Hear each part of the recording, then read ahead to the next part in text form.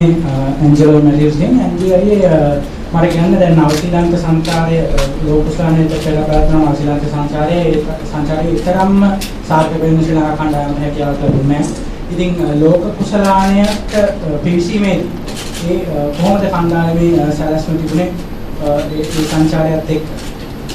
අපි විශේෂයෙන් නවසීලන්ත තරගාවලිය හොඳින් පිළිගන්න දෙන්නේ මොකද අපි මේ සංචාරය තිබ්බ එක ගැන මම සතුටු වෙනවා මොකද අපිට මේ දේශගුණයට අවශ්‍ය විදිහට හැඩගැහෙන්න අවස්ථාවක් ලැබුණා. නමුත් නවසීලන්ත කණ්ඩායම අපිට වඩා හොඳින් ක්‍රීඩා කරා. ඔහුගේ මේ දේශගුණයේදී ඔවුන්ට ආවේනික දේශගුණයේදී නමුත් අපි තරග දෙකක් පමණ ජයග්‍රහණය කළේ. ඉතින් අපේ මානසිකත්වය හොඳින් තිබුණා. මොකද අපි දැනගෙන හිටියා අපේ කණ්ඩායමේ ජේෂ්ඨ ක්‍රීඩකයෙක් ඉන්නවා කියලා. ඉතින් ලෝකෝස්ලානේ යනකොට ඒ තරගයක් දෙකක් ජයග්‍රහණය කරාම ඒ මානසිකත්වය ගොඩ නැගෙන කියලා අපි දැනගෙන හිටියා. ඉතින් අපි නවසීලන්තයේ අපේ මානසිකත්වයේ ප්‍රශ්නයක් වුණේ නැහැ ලෝකෝස්ලානේ යනකොට.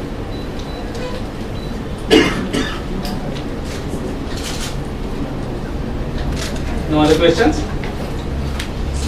Can I have a question? Yeah, 1 minute. Angelo, ලෝකෝස්ලාන cricket තරගාවලියේ විශේෂයෙන්ම අර්ධවසන් පූර්ණ බජට් එනකම් තරග ජයග්‍රහණය කරේ පිටිකරුවන්ගේ දක්ෂතාවන්ද. පන්දු යවන්නන්ගේ තරග ජයග්‍රහණය සඳහා දායකත්වයක් ලැබුණේ නැහැ. පන්දු යවන්නන් ඇයි මෙතරම් දුර්වල ක්‍රීඩාංගාශයක් ප්‍රගුණ කරේ මේ තරගාවලියේදී? මම ඒක පිළිගන්නේ නැහැ. අපි අපේ පිටිකරුවෝ හොඳට ක්‍රීඩා කරා වුණ මම ඒක පිළිගන්නවා. නමුත් මම හිතන්නේ අපි පන්දු යවන්න හොඳින් පන්දු යවන්න ඕනේ තරග ජයග්‍රහණය කරන්න නම්. ඉතින් අපි අපේ පන්දු යවන්න අපි ඉන්න ටිකෙන් තමයි අපි ඉන්න හොඳම ටික දෙලා තමයි ගියේ ලෝකෝස්ලානයට. අපිට එතනින් එහා පන්දු යවන්න නැහැ. ඉතින් අපි ඒ දේශගුණයේදී අපි පන්දු යවන්නන්න කරන්න පුළුවන් උපරිම දේ කරා කියලා මම විශ්වාස කරනවා. නමුත් මම ඇත්තට පිළිගන්නේ නැහැ පන්දු යවන්න හොඳට කරේ නැහැ කියලා. අපි අවසන් තරගයේදී ක්වාටර් ෆයිනල් එකේදී අපේ පිටිකරුවන්ගේ හේතුව එක තමයි ඒ තරගයේ පරාජය ලක්ුණේ. ඉතින් මම හිතන්නේ අපි 250 275 ලබාගෙන තිබුණා. හොඳ තරගයක් දෙන්න තිබුණා දකුණු අප්‍රිකාවට. Amal Jayasuriya from France Press to ask Angelo, what do you think was the biggest strength and the biggest weakness in this tournament? I think your teams, Sri Lanka. Yeah, I mean there were a lot of positives for us. I think the batters came up really good with the first 6 games or so. Unfortunately, they couldn't do it in the quarterfinals. But I thought the batters were very consistent. We almost we got 300 plus, almost in every game. So the batters were brilliant, and I thought we kept improving in our bowling department and fielding. I mean, we could have done better, but obviously we couldn't do the best we could do on that day with our bowling and fielding. But unfortunately, except for the first 6 games, the batters failed in one game, and that happened to be the quarterfinals. So unfortunate for us. So, but what is the biggest weakness in the team in this entire tournament? Can't really pinpoint, but I thought we played pretty well in the first 6 games. I mean, on that day,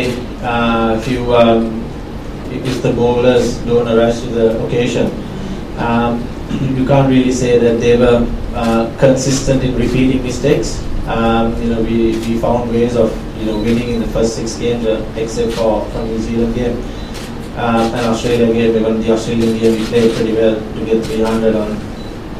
We all know that they've got a brilliant bowling attack, and not many teams got 300 against them. So we played pretty good cricket. It's just that on that day the batters could get runs, so we can't really pinpoint the weakness. As a කණ්ඩායමේ ක්‍රීඩකීන් රසක් ආදේශ කළා තරගාවලිය පුරාවටම ලෝකෝස්ලානේ මේ වෙනකොටත් වැඩිම ක්‍රීඩකීන් ආදේශ කරපු රට ලංකාව. මෙහෙම වෙන්න හේතුව මොකක්ද? නායකයාගේ විදියට ඔබ දකින්නේ වගේම පන්දු රැකීම ඉතාම හොඳ මට්ටමක තිබුණේ නැහැ තරගාවලිය පුරාම. මොකද මේවට හේතුව? ක්‍රීඩකීන් ආදේශ කරගන්න මම හිතන්නේ පළවෙනිම හේතුව තමයි ඔහු ඉන්ජරිස් තිබුණ එක. මම හිතන්නේ ඉන්ජරිස් මම හිතන්නේ හුඟක් බෝලේ වැදිලා ඉලි කඩාගත්තා හිටියා. ඉතින් ඒවා අපිට නතර කරන්න බෑ. මම හිතන්නේ අපි කාටවත් බ්ලේම් කරන්න බෑ ඒක. ඉතින් මෙවැනි සංචාරයක් ගියාම මෙවැනි ලෝක කුසලානයක් තියෙනකොට අපි හැමෝටම මම පීඩනකාරී තත්ත්වයක් තමයි තිබුණේ. ඒත් එක්කම අපිට හොඳ වුණේ නෑ මේ ක්‍රීඩකයන් ආදේශ කරගත්ත එක. මම දැන් පළවෙනි 15 අපිට ක්‍රීඩා කරන්න බැරි වුණා මුළු තරගාවලියේදීම. ඉතින් අපිට ඒකින්ද මේ ඉන්ජරිස් හේතුවෙන් තමයි අපේ කණ්ඩායමේ බැලන්ස් එකත් අපේ කණ්ඩායමේ සමහරවල් හොඳම ක්‍රීඩකයන්ුත් ක්‍රීඩා කරන්න බැරි වුණා. ඒ වගේ පන්දු රැකීම අතින් ගත්තොත් මම පිළිගන්නවා අපි හොඳම මට්ටමක හිටියේ නෑ කියලා. නමුත් මම හිතන්නේ පළවෙනි තරගයට වඩා අපි සෑම තරගයකදීම ඉම්ප්‍රූව්මන්ට් එකක් වෙනවා. ඉතින් මම විශ්වාස කරනවා අපි ඉම්ප්‍රූව්මන්ට් එකක් තිබුණා කියලා අපේ පන්දු රැකීමෙන්. ඉතින් අපිට හොඳම පන්දු රකින්න කණ්ඩායම වෙන්න පුළුවන් වුණේ නැහැ අපිට ඒ ලෝක කුසලානේදී. ඉතින් අපිට ඉස්සරහට යන්න නම් අපි තව පන්දු රැකීම ඉම්ප්‍රූව් කරගන්න ඕනේ.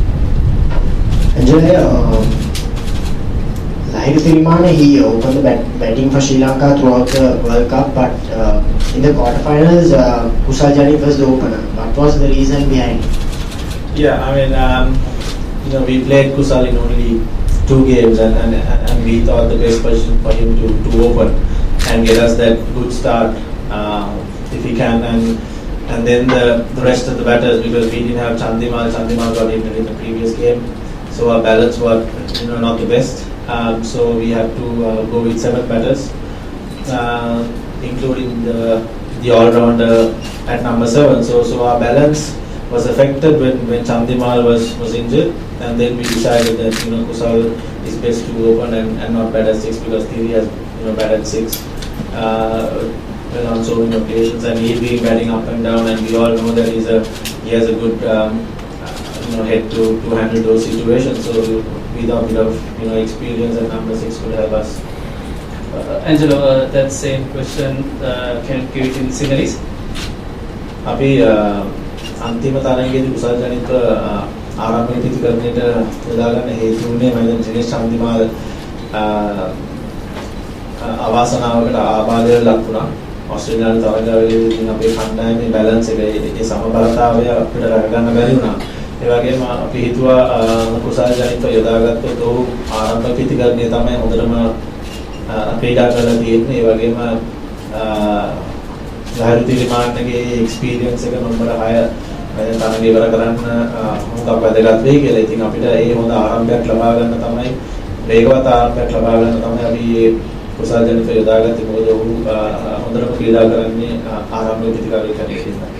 ඊට අමතර පීඩනයක් එකතු වුණා නේද මේ කරපු වෙනස්කමත් එක්ක? මොකද ඕන් කාර්යයක් හොඳින් ක්‍රීඩා කළා ටොපෝඩේකේ ලයිව් ත්‍රිමාන හොඳින් ක්‍රීඩා කළා ආරම්භක ප්‍රතිකාරයක් විදියට. ඒක නිසා උඩ බැට් කරලා හැමෝම තරග ඉවර කළා මුල් තරගෙට. එහෙම තියෙද්දි ඇයි එකපාරටම මේ වගේ තීරණයකට යන්නේ? එහෙම කියන්න බෑ. මොකද ඊට කලින් තරග තුනේදී ත්‍රිමාන ලබා ගත්තේ නෑ. ඉතින් අපිට එහෙම කියන්න බෑ. මොකද ඊට කලින් තරග තුනේදී කුසල් ජනිත ආරම්භක ක්‍රීඩකයෙක් හැටියට ක්‍රීඩා කරලා ලකුණු ලබා ගත්තොත් මම හිතන්නේ මේ දෙහාන්නේ නෑ. නමුත් ඊට කලින් තරග තුනේදී මම ඒක පිළිගන්නේ නැහැ. ඊට කලින් තරග තුනේදී තිරමාන අසාර්ථක වුණා. මම දන්නවා ඉතාමත් හොඳින් ක්‍රීඩා කළා. නමුත් ඒ අවස්ථාවේදී අපේ කණ්ඩායමේ සමබරතාවයේ හින්දා ඒ සමබරතාවය රැකගන්න බැරි හින්දා අපිට ඒ වගේ කුසල් ජනිත වෙන ක්‍රීඩකයා දැන් නම්බර 5 ක්‍රීඩා කළා නැහැ. ඔව් ක්‍රීඩා කළ තියෙන දිගටම නම්බර ආරම්භක ප්‍රතිකාරයක් හැටියට. ඉතින් ඒ අවස්ථාවේදී උන් ලකුණු ලබා ගත්තා නම් මම හිතන්නේ මේ සෑහෙන දේවල් වෙනස් වෙලා තිබුණා. ඉතින් ආරම්භක ප්‍රතිකාරය වුණාම අලුත් පන්දු දෙකත් එක්ක ලේසි නැහැ ලකුණු ලබා ගන්න. ඉතින් ඒ දවසේ හැටියට මම හිතන්නේ ඒ තරගයේ ජයග්‍රහණය කරන්න ඕන වෙලා තිබ්බා අපිට. ඉතින් අවසනාවකට ඒක කරගන්න බැරි වුණා. Okay. Sanath, we had 3 changes for the quarter final. What was the thinking behind it?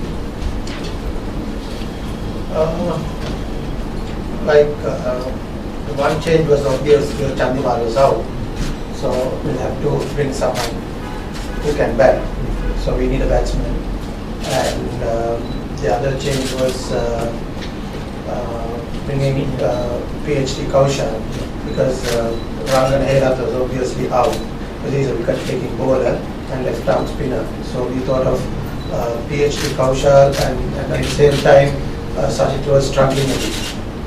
So we had to replace PhD Kaushal for Angelo. So the thing is, no one has seen PhD. We know what he can do for Sri Lanka. He's one of the talented overspinners. So I think Angelo would love to have a PhD for the squad for the quarterfinals. Do something different.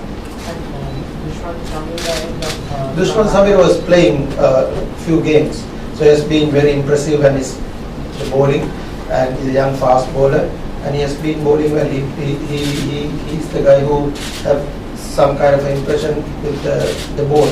So he needs some time, but I think he's one of the best bowlers we have in Sri Lanka. අවසන් තරගයේ කරපු වෙනස්කම් තුන පිළිබඳව අපි සිංහල මම දන්නේ Angelo කිව්වාගේ Dinesh Chandimal කකුලේ ආබාධයෙන් පස්සේ අපිට පිටිකරුවේ ගේරුණා ටීම් එකේ සම්බරතාවයට මේ කුසල් ජනිත ආරම්භ පිටිකරුවේ කැටි ගෙනල්ලා අපිට ශ්‍රීමාන නදවල පිටිකරුවේ කැටියට ක්‍රීඩා කරනවා. ඒකම දුෂ්මන්ත සමීර ඉස්සෙල්ලා තරග කීපෙම ක්‍රීඩා කරා. අනිත් එක PhD කෞශල් අපි හිතුවා එයා තරගයක් වෙනස් කරන්න පුළුවන් ක්‍රීඩකයෙක්. එයාගේ දකපන්දු ඉඳලා ඉතින් රංගන හේරත්ගේ ඇඟිල්ල ආබාධයත් එක්ක එයාගේ ඇඟිල්ල හොඳ නැති ඉඳලා අපිට කඩළු ලබා ගන්න පුළුවන් පන්දියාවන්නේ කියලා තමයි PhD කෞශල් අපි කණ්ඩායමට ගෙනාවේ. පළවෙනි ප්‍රශ්නේ තේරුම් කමිටුවේ සභාපතිතුමාට අපි දැක්ක 2014 20 තරඟාවලියේදී ඔබ ඇතුළු තේරුම් කමිටුව කරපු සියලු අත්හදා බැලීම් ඒ අයවලින්ම සාර්ථක වුණා. නමුත් මේ තරඟාවලියේදී බොහෝ විවේචන ඔබගේ කමිටුවට එල්ල වෙනවා. ඔබ පිළිගන්නවද මේ තරඟාවලිය ආරම්භයේ විශේෂම කණ්ඩායම නම් කිරීමේ සිට අවසානයේ දක්වා කරපු දේවල් ඔබගේ හෘද සාක්ෂිය එකඟවද කරේ කියලා? ඇත්තටම හෘද සාක්ෂිය මේවා තමයි කරන්නේ. අපි තේරුම් කමිටුවක් හැටියට නායකයන් ඕරුකරු මේ අපි හැමෝම සාකච්ඡා කරලා අපි ඒ තීරණ අරගත්තේ. ඒ තීරණ ගත්තේ නව ශ්‍රීලංකාවේ ඕස්ට්‍රේලියාවේ ඒ ඇන්ජලෝ වගේ දේශගුණ තත්ත්වය බලලා අපිට මොන වගේ ක්‍රීඩකයන්ද මේ ප්‍රයෝජන ගන්න පුළුවන් කියන ක්‍රීඩකයෝ එහෙම බලලා තමයි අපි මේ ක්‍රීඩකයෝ තෝරන්නේ. ඒ හින්දා අපි ඒ හැම ක්‍රීඩකයෙක්ම ගෙනාවේ ඒ අතිශාක්ෂිත මේ ප්‍රශ්නය පුහුණු කරතුමාට තරඟාවලියේ පරාජයත් සමග බොහෝ විවේචන එල්ලීම සාධාරණයි. ඒ අතර ශ්‍රී ලංකා ක්‍රිකට් ආයතනය තුලින්ම ඔබට සහ තේරීම් කමිටුවට විශාල පාරක් එල්ලන ඒ හරහා ක්‍රීඩා ඇමතිතුමාට ක්‍රිකට් සභාපතිට ඒ සියලු ගමන් ලද ලිපියක කොපි සියලුයක් යනවා. ඒ හරහා ඒ ලියුමේ කොපියක් මාධ්‍යයට දෙන්න. ඒ ලිපියට අනුව කියලා තියෙනවා ඔබතුමා ශ්‍රී ලංකා කණ්ඩායමේ පුහුණු කරු තනතුරු බාරගත් දිනේ ඉඳන් තමයි ශ්‍රී ලංකා කණ්ඩායමේ කඩාවැටීම පටන් ගන්න තියෙන්නේ කියලා. ඔබ මේක විශ්වාස කරනවද? විශ්වාස කරනවා ඒකට කරුණු පොඩ්ඩක් පැහැදිලි කිරීමක්. මම හිතන්නේ මට පුරුගම තනතුරු ලබා දුන්නේ පෞගේ ඉන්දියානු සංචාරයේදී හිටපු පුහුණුකරු අධිශේම අපගේ මේ ආයතනයෙන් රැකියාව අතල්ලා ගියත් සමගම හොඳ සංචාර දෙක තුනක්ම අපි නිමා කෙරුවා. හැබැයි මේ අන්තිම සංචාරය අපි හිතපු ආකාරයට අපි නිමා කරගන්න බැරි වුණා. නිමා කරගන්න බැරි වුණා හේතුවක් වශයෙන් එදා දවසේ ඒ 18 වෙනිදා දවසේ අපිට කණ්ඩායමක් වදියට පිටිකරුවන් විදියට අපිට ඇත්තටම ලකුණු පුරුවේ අපිට අවශ්‍ය ලකුණු ප්‍රමාණය සඳහන් කරගන්න බැරි වුණා. අපි තාම දක්ෂ කණ්ඩායමක් එක්ක ක්‍රීඩා කරුවේ. දකුණු අප්‍රිකානු කණ්ඩායම තරඟාවලිය පටන් ගන්නකොටම මම හිතන්නේ ගොඩක් දෙනෙක් හිතුවා කියලා ශ්‍රී ලංකාව මේ ලෝකුසලානේ ජයග්‍රහණය කරයි. මොකද ඊට වඩා මම හිතන්නේ දක්ෂ කණ්ඩායම හිටියා කියලා විචාරකයෝ ඒ වගේම එක්ස්පර්ට්ස් ගොඩක් දෙනෙක් හිටියා. ඒකට අපි ඇත්තම අත් වශයෙන්ම අපි කණ්ඩායමක් විදිහට අපේ ලොකු විශ්වාසයක් තිබුණා. ඒ කියපු කියමන් මිනිස්සු හිතන දේවල් වෙනස් කරලා අපි කණ්ඩායමක් ඉදිරියට යන්න.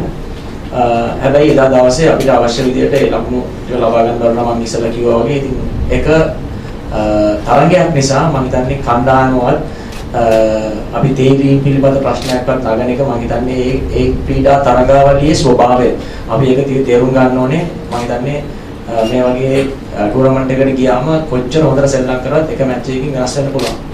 අපි අපේ ගෲප් එකේ අපි තුන්වෙනියා අපි දන්නවා හොඳටම ඕස්ට්‍රේලියාවත් එක්ක සෙල්ලම් කරද්දී අපි එකම කණ්ඩායමක්වත් අපි තරම් හොඳට සෙල්ලම් කරේ නැහැ. අපි ඉන්දියාවට තරම් හොඳට සෙල්ලම් කරුවා. අපිට මේ මැච් එක දිනන්නත් තිබුණා. අපි මේ මැච් එක දිනුවා නම් සමහරවිට දෙවෙනියා වෙන්නේ. අපි ගහන්නේ සවුත් අප්‍රිකා එක නෙමෙයි.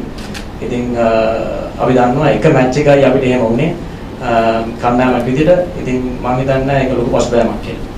අතපොත් ප්‍රශ්නේ ලෝකසභා අතරතුර ආගත්තික ඔබසා චමින්දවාස අතර අරුද ඇතිවෙන ගලීට උදාහරණයක් විතර චමින්දවාස ඉන්න අතරතුර උපදේශක පුහුණු කරපු දුර්මේ ශක්තියක් අපව කන්න අපිට ගෙනාවා.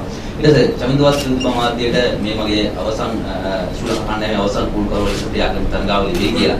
ඔහු ඊට පස්සේ ලංකාවට ආයෙත් සේවය කරන්නේ නැහැ කියලා. මොකක්ද ඔබයි චමින්දවාස අතර මේ අරුදේ? මම චමින්දගේ කොන්ට්‍රැක්ට් එක ඉවර වෙනවා මම දන්න තරමින් ශ්‍රී ලංකා ක්‍රිකට් එක මේ ළඟදී. හැබැයි මම පුහුණුකරුවෙක් විදිහට මම මේ යුනිට් එකේ ඉන්න විදිහට මම හිතන්නේ හරි කියලා අපගේ අතරේ තියෙන දේවල් කියන්න තියෙන දැනට මම කියලා තියෙනවා.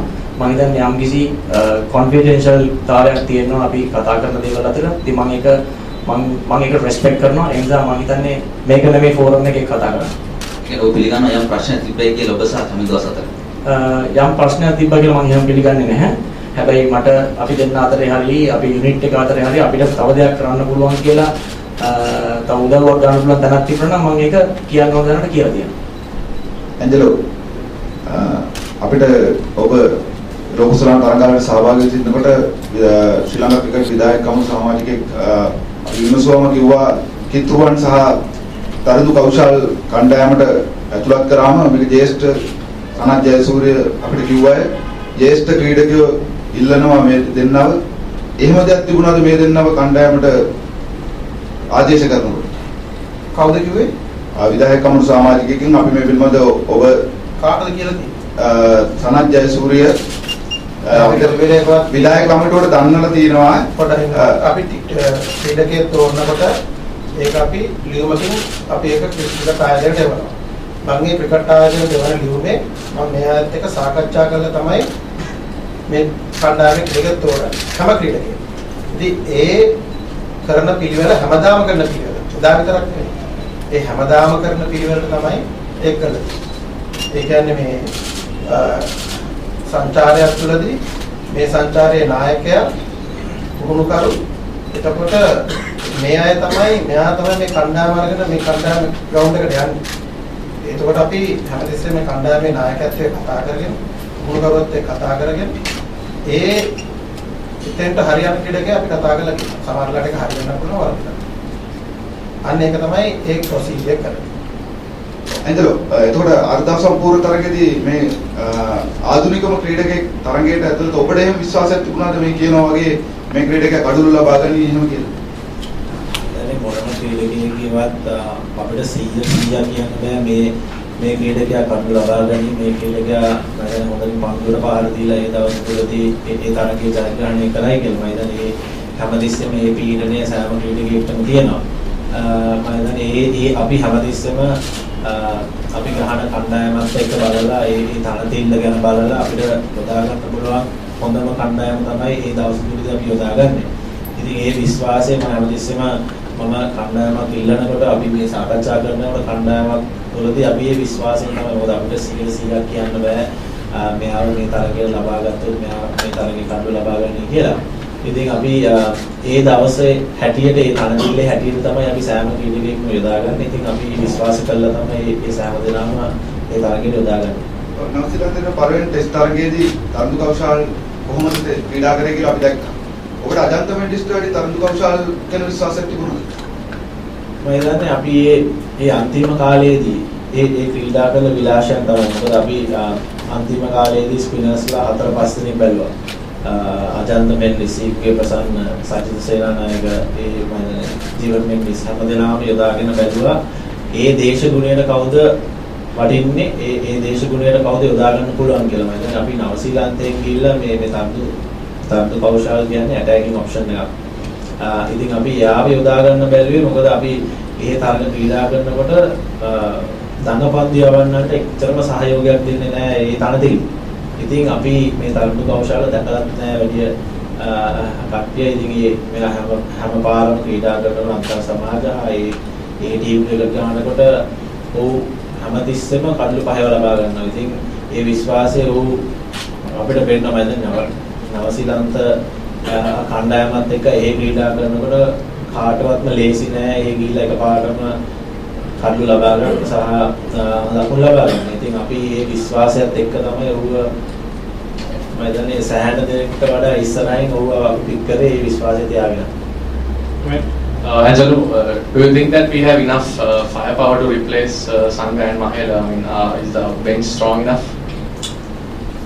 Look, it's going to be a tough call. I mean, we all know that we have the potential to do it, but if you talk about Sangakkara or Mahela, they are in a different class and a different caliber, and to replace them will be hard. But definitely with time, there are so many youngsters, and they've got the opportunities in the past as well. So I hope that they'll come off really well, and it will take a bit of time for sure, but slowly but surely they will fill their shoes. The coach, you mentioned that when we went for this tournament, there were people who didn't expect Sri Lanka to win the World Cup. So the fact that we went this far, does it meet your expectations, or have they surpassed your expectations? Well, I mean, if all went according to plan, obviously we would have liked to finish in Melbourne, being in that final. All I was trying to say was like there were ex-cricketers, pundits who came and analysed teams, venues and matches and said Sri Lanka is not one of the favourites. We didn't even come for the first four, but we were determined as a team to do well and show the world that we are very much capable of being at the MCG on the 29th. That was our motto, and we got every bit of support from the SLC, from the selectors, and we did our best. It is just one game that didn't go to our plan, obviously. The fact that you came thus far, yeah. Did it meet your expectations, or has it fallen below your expectations? I would say below. I would have loved to come in the first four, and from there I would have thought we gave ourselves a bit more chance to be in the finals. But having said that, South Africa is a very tough opponent on those conditions, on Australian conditions, which are similar to theirs. And had we gone through that Australian game, where Chandimal was doing great guns with Angelo, had we finished that game on a positive note, being victorious, we would have played a much lesser competitive side than the South Africans. Marvan ඔබෙන් මේ ප්‍රශ්නේ අහන්නේ මේ වුණුකරු විදිහට ඉදිරියට කණ්ඩායම යද්දී දැන් පහුගිය තරගාවලිය දිහා ආපහු බලලා ඉස්සරහා තරගාවලිය සැලසුම් කරද්දී ඔබ මොන අංශය පිළිබඳවද වැඩිම අවධානයක් යොමු කරන්න බලාපොරොත්තු වෙන්නේ දැන් ලෝක කුසල තරගාවලියෙන් අනතුරුව එහි සිද්ධ වෙච්ච අඩුපාඩු දිහා බලලා මොනවද නිවැරදි කරගන්න බලාපොරොත්තු වෙන්නේ ඒ වගේම තේරීම් කමිටු සභාපතිතුමාගෙන් දැනගන්න කැමති ඉදිරිය පිළිබඳව දැන් මොනවද සැලසුම් ඒ වගේම පහුගිය තරගාවලියේ සිද්ධ වෙච්ච ලොකුම අඩුපාඩු විදිහට ඔබතුමා දකින්නේ කුමක්ද? First you. මම හිතන්නේ අපි දැනටමත් සාකච්ඡා කරුවා අදිනම් සාකච්ඡා කරුවා අපි තේරුම් කමිටුවේ සභාපතිතුමා ඇතුළු ඒ සමාජිකයන් සමග මම හිතන්නේ අපගේ ලොකුම අඩුපාඩුවක් තමයි අපේ මේ ෆිට්නස් පැත්ත. ඉතින් මේක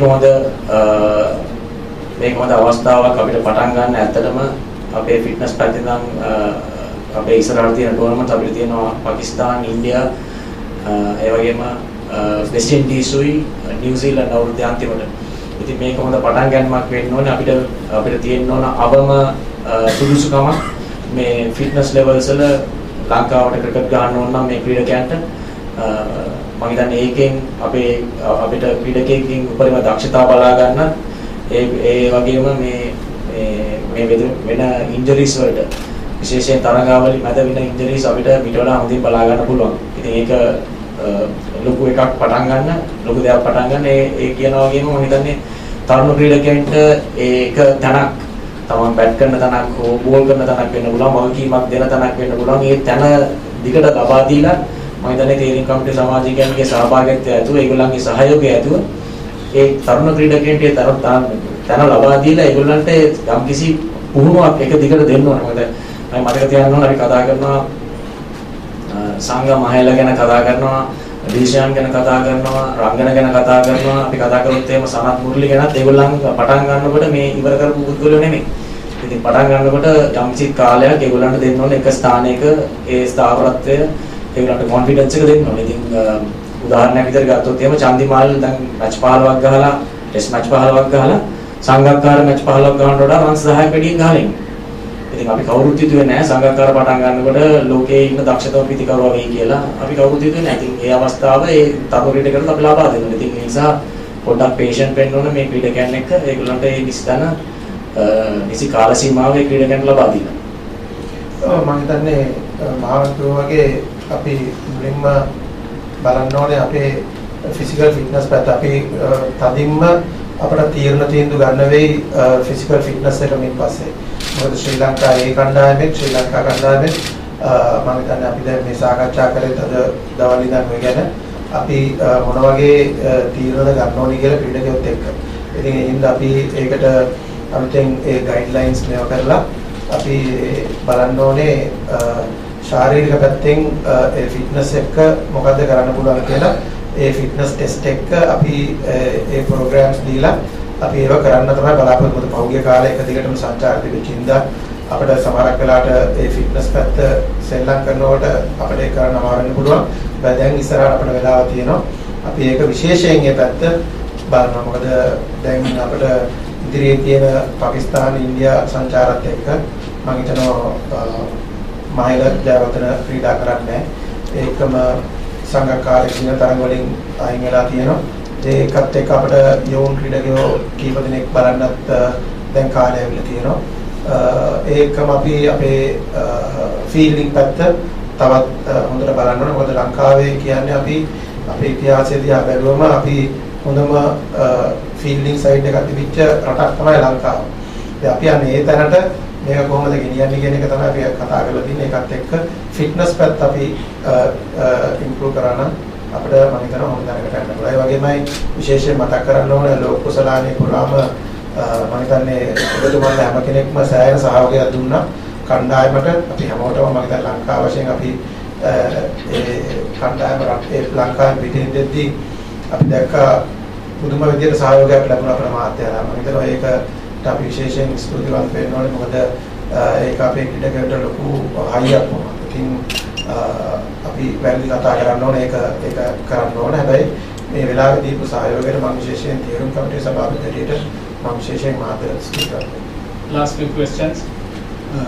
මාවන් දැන් අහන්න කැමති ඉන්දිය තරඟ සංචාරයේ හදිසියේ යෙදිච්ච නිසා ලෝක කුසලාන තරඟාවලියේ ඉලක්ක කරගෙන කරපු ශාරීරික යෝග්‍යතා පුහුණුවක් අතරමඟ නවත්තා දාන්න සිද්ධ වුණා. ඉතින් ඒකත් එක්කම තමයි මේ ලෝක කුසලානේදී අපි බෝලේ වදින්න නැතුවම වෙනම ක්‍රීඩකයෝ 3 දෙනෙක්ට ඉන්ජරිස් ආවා. ඒ අතරමඟ නවතා දැමීමට සිදු වූ ශාරීරික යෝග්‍යතා පුහුණුව කොහොමද බලපෑම් වුනේ? මට ඒකමයි කියලා හරියටම කියන්න බෑ. වගේ දෙනෙක්ගේ උනේ ඇත්තටම මේ ෆ්‍රැක්චර්ස්. ඉතින් මසල් ඉන්ජරි වුනේ නැහැ. මසල් ඉන්ජරි වුනේ දෙන්නටයි. ඒකමයි නෙමෙයි. හැබැයි ඉතින් ඕනම දෙයක තමන් දෙයක් ප්ලෑන් කරගෙන යනකොට යම්කිසි ඒකට අඩාලතාවයක් වෙනවා. ඒක නෙමෙයි වෙන්න තියෙන හොඳම දේ. හැබැයි ඒ අපේ ක්‍රීඩා මේක ක්‍රීඩාවක් පැත්තෙන් විතරක් නෑ. ඉතින් මේ පරිපාලනය තියෙනවා. මේකේ පැත්ත කොට බලන්න ඕනේ. ඉතින් ඒ අතරතුරේ බලනකොට අපි මේ හැම දෙයක්ම කරේ සාකච්ඡා කරලා. මම හිතන්නේ මේ තනි තීරණ නෙමෙයි. ඒක නිසා මම හිතන්නේ ආපස්සට යාම ඒක වැඩක් නෑ. හැබැයි ඒකෙන් පාඩමක් ඉගෙන ගත්තා නම් අපි මොකක් හරියක් ඒක ඉස්සරහට හරියට ඇප්ලයි කරන එක තමයි අපි මම හිතන්නේ අපි අදහස වෙන්න ඕනේ. Adisha. Angelo, දැන් one day format එක වෙනස් වෙලා තියෙනවා failure restriction වෙනස් වුණාට පස්සේ. ඒකට කණ්ඩායම අනුවර්තනය වුණේ පහුවෙලාද නැත්නම් අනුවර්තනය වෙලා තියෙනවද? ඒ වගේම අපි තව ඉදිරියට යනකොට අපිට ක්‍රීඩකයන් අවශ්‍යයි ඒ කැලිබර් එකේ ක්‍රීඩකයන්. ඒ ගැන අවධානය යොමු වෙලා තියෙනවද මේ ලෝක කුසලාන තරඟාවලියේදී අපි දැක්ක සමහර තරඟ දෙකක් විතර ඕවර් 30ක් යනකම් විකට් තියාගෙන ගහලා ඊට පස්සේ ඇග්‍රෙසිව් බැට් කරනවා. මොකද කියන්න තියෙන්නේ මේ සම්බන්ධව? මම හිතන්නේ අපි දැන් තියෙන one day rules එක බැලුවොත් මම හිතන්නේ අපි 2011 පස්සේ තමයි මේ rules ගෙනාවේ. ඉතින් අපි දැන් අවුරුදු 3ක් වගේ කාලයක් මේ rules එක ක්‍රීඩා කරා. ඒවට හැඩ ගැහිලා තියෙන්නේ. මම හිතන්නේ අපේ කණ්ඩායම ඒවට හැඩ ගැහිලා තියෙන්නේ. ඉතින් අපි දැන් අවුරුදු 3ක් 4ක් ක්‍රීඩා කරගෙන ඉඳලා දැන් කණ්ඩායම දන්නවා මේක එච්චර ලේසි දෙයක් නෙමෙයි. අපි අපේ පන්දු යවන්නම් ඒ හරියටම දේවල් එක්සිකියුට් කරන්න ඕනේ. ඒ වගේ පිටිකරුවන්ටත් ලේසි නෑ. මොකද ෆීල්ඩර්ස්ලා හුඟක් රින් එකේ ඉඳන් අවුට් වෙන chance වැඩි. ඉතින් අපි ඒකට හැඩ ගැහිලා තියෙන්නේ මොකද ප්‍රශ්න? මේ ටෝර්නමන්ට් එකේදී ඒක වෙනවා. දැන් සමහර මැචස් වල ඒ වගේම ප්ලේයර්ස්ලා ඉන්නවා ඒ වගේ කැලිබරේට් පිටිපස්සට බැට් කරනවා. ඔව් මම හිතන්නේ අපි ඊළඟ අවුරුදු 4 මම හිතන්නේ අපේ හුඟක් ફોකස් එක වෙන්න ඕනේ මේ මාන්නය සසනත් එක්ක අපේ මේ ක්‍රීඩකයන්ට කාලයක් දෙන්න ඕනේ ඒවා ක්‍රීඩා කරන්න. මොකද තරගෙකින් දෙකකින් බලන්න බෑ ක්‍රීඩකෙක් හොඳයිද නැද්ද කියලා. අපිට දැන් අවස්ථාව ඇවිල්ලා තියෙනවා. මම දැන් ලෝකෝස්ලානේ අවුරුදු 4ක් තියෙනවා. ඉතින් අපි දැන් නිකම්ම බලන්න ඕනේ මම හිතන්නේ දිනන පරිදිනයකට වඩා ඒ කණ්ඩායමක් හදාගන්න ඉස්සරහට අපි කණ්ඩායමක් හදාගන්නවා කියන්නේ ඒ අපි ප්ලේයර්ස්ලා අයිඩෙන්ටිෆයි කරලා අපි 15ක් 20ක් අයිඩෙන්ටිෆයි කරලා ඒ ප්ලේයර්ස්ලාට ටික කාලයක් ක්‍රීඩා ගන්න දෙන්න ඕනේ. ඔහුගේ ඒ සංගවිච්ච දේවල් එළියට ගන්න නම් ඉතින් අපි ඒව තමයි කරන්න හදන්නේ. අපි ඉස්සරහට ප්ලෑන් කරන්නේ. Last question champion. මාවන් යවුරුද්දේ එංගලන්ත සංචාරයෙන් තමයි අතිරේක මේ දිල වුන් කරන්නේ නමුත් කොම්කරේ විදිහට පටන් ගත්ත. ඒක එතනදී ජයග්‍රහණයක් ලැබලා කණ්ඩායමෙන් එයත් වැදගත් වුණා. අපගේ කණ්ඩායමෙන් ඉති පුහුණුකරු සම්බන්ධපත් වීම. එතනින් පස්සේ අපි දැක්කා ඉන්දියානු සංචාරය, එංගලන්ත සංචාරය වගේම නවසීලන්ත සංචාරය සහ ලෝක උසාවි තරගාවලිදී කණ්ඩායමේ තරම් හොඳින් දක්ෂතා දක්වන්න හැකියාවක් ලැබුණා. ඔබ මේ තරගාවලි කිහිපය තුළ ඔබගේ කණ්ඩායමේ ලැබුණු දායකත්වය සහ මේ කාලය කොහොමද ඔබ දකින්නේ පුහුණුකරුවෙක් ලෙස? තරගාවලි ගත්තාම මම හිතන්නේ අපි සාර්ථකත්වය ලබා ගන්න බැරි වුණු තරගාවලි උනේ දකුණු අප්‍රිකානු සංචාරය, ඉන්දියානු සංචාරය, ඒ වගේම නවසීලන්ත සංචාරයයි ලෝක කුසලානේ. ලෝක කුසලානේ ඒක ඉතින් මම හිතන්නේ අර අන්තිමට එක තරගයකින් මේ තරගාවලියේ අපි කොහෙද ඉන්න කියන එක නිශ්චිත වෙච්ච නිසා මම හිතන්නේ මමත් ඒ වගේම මට දීලා තියෙන ටීම් එකත් ඒ වගේම මෙහි ඉන්න පුහුණුකරුවන් සෑම දිනමත්ම එකතුව තමයි මම හැමතිස්සෙම ඉස්සරේ තමයි කිව්වා වගේ මේ එකතුවක් අපි තමයි වැඩ කරන්නේ. ඉතින් වගකීම බාර ගන්නවා වගේම සැලැස්මක් කරන්නත් මම මූලික වෙනවා වගේම මම හිතන්නේ අපේ කණ්ඩායමේ දියුණුවක් දැකලා තියෙනවා. හැබැයි ඒ දියුණුව හැමතිස්සෙම අපේ යන රටේ හැටියට ගහන තනතිරු වල හැටියට තරඟ පවත්තන තනතිරු වල හැටියට තරඟ පවත්තන ඔපොසිෂන් එක හැටියට වෙනස් වෙනවා. ඉතින් ඒක ලොකු අභියෝගයක් පුහුණුකරුවෙක්ට ඒ තමන් පුහුණුකරුවෙක් වශයෙන් මටත් මගේ වටේ ඉන්න මට සහයෝගය දෙන මගේ සහායකවරුන්ට ඒක හැමතිස්සෙම එන අභියෝගයක්. ඉතින් හැබැයි මම හිතන්නේ අපි ඔක්කොම සහයෝගයෙන් අපිට පුළුවන් උපරිම ජවය දාලා අපේ එක්ස්පීරියන්ස් එක අපි ප්ලේයර්ස්ව චැලෙන්ජ් කරලා අපි මේ ලෙවල් එකේ ගොඩක් වෙලාවට අපි ඔප්ෂන් එකක් හරි චැලෙන්ජ් එකක් හරි දෙනවා මිසක් අපි ගොඩක් දෙනෙක් වෙනස් කරන්න යන්නේ නැහැ. මොකද මේ ක්‍රීඩකයන් හොඳ නිසා මේ තත්ත්වයට ඇවිල්ලා ඉන්නේ. ඉතින් අපි පුළුවන් තරම් හදන්නේ මේ ක්‍රීඩකයන්ගෙන් පුළුවන් තරම් උපරිම දක්ෂතා ලබා ගන්න. ඉතින් ඒක පිටින් පිට මතුවලා තියෙනවා ගොඩක් වෙලාවට පිටින් පිට මතුවලා තියෙනවා අපි පෙන්නලා තියෙනවා අපේ උපරිම දස්කම් ගොඩක් අවස්ථාවල. අපි නවසීල සංචාරය අපි මතක් කරන්න ඕනේ අපි පළවෙනි ටෙස්ට් තරඟයේ පළවෙනි ඉනිමෙන් පස්සේ අපි සෑම හොඳට ක්‍රීඩා කෙරුවා. දිමුත් ඒ ලකුණු 152 ගැහුවට පස්සේ දෙවෙනි ඉනිමේ අපි ෆයිට් කරන්න පුළුවන්. අපි අමුතුම කණ්ඩායමක් කියලා අපිට අපේ ඩ්‍රෙසිං රූම් එක අපිට තේරුණා. ඊට පස්සේ අපි දෙවෙනි ටෙස්ට් තරඟයට ගිහිල්ලා අපි අතින් කැච් එකක් මිස් වුණා. එකක් නෙමෙයි දෙකක් විතර මිස් වුණා. ඒ කැච් එක අල්ලගත්තා නම් මම හිතන්නේ අපිට දෙවෙනි ටෙස්ට් තරඟයේ දවස් 4ක් ඇතුළත ලේසියෙන් ඉවර කරගන්නත් තිබ්බා. අපි හොඳටම දන්නා ඒක. ඊට පස්සේ අපි ගහපු one day series එකේ 7ක් මැච් වල 6ක් ගැහුවා එකක් ගහන්න බැරි වුණා. ඒකෙන් අපි දෙකක් දින්න. අපි හොඳටම දන්නවා ඒකෙන් දෙක නෙමෙයි අපිට අඩු ගානේ තුනක්වත් දිනවන්න තිබ්බා කියලා. මම හිතන්නේ ඒ අවස්ථාවේ නවසීලන්තය අද අවසාන තරගයට ඇවිල්ලා තියෙන කණ්ඩායම හිටිය බොහොම ඉහළ තලයක. ඒගොල්ලන් පාකිස්තානයේ පැරැද්දුවා පාකිස්තානයේ. ඒක අපි ඊටමත් හොඳ කණ්ඩායමක් අපි සෙල්ලම් කෙරුවේ. මම හිතන්නේ අපි කණ්ඩායමක් විදිහට පුහුණු කරවන් කණ්ඩායමක් විදිහට අපි සංචාරවල සහභාගී වෙච්ච පුහුණු කරවලු මෙහි ඉන්න පුහුණු කරවලු මම හිතන්නේ අපි සෑහෙන දෙයක් කරලා තියෙනවා මේ අපේ කණ්ඩායමට පහුගිය අවුරුදු දෙක ඇතුළත බෝලිං වලින්ද බැටිං වලින්ද පොඩි පොඩි අඩුපාඩුකම් තියෙනවා. අපි හදාගන්න පොඩි පොඩි අඩුපාඩුකම් පිටින් ඊට මතුවෙනවා. හැබැයි මම හිතන්නේ අපි overall ගත්තාම අපි සෑහෙන contribute කරලා තියෙනවා. Thank you, Marvan. Thank you, Sanath. Thank you, Angelo. And ladies and gentlemen, thank you very much for being here. As Sanath said, thank you very much for all the support given to Sri Lanka cricket.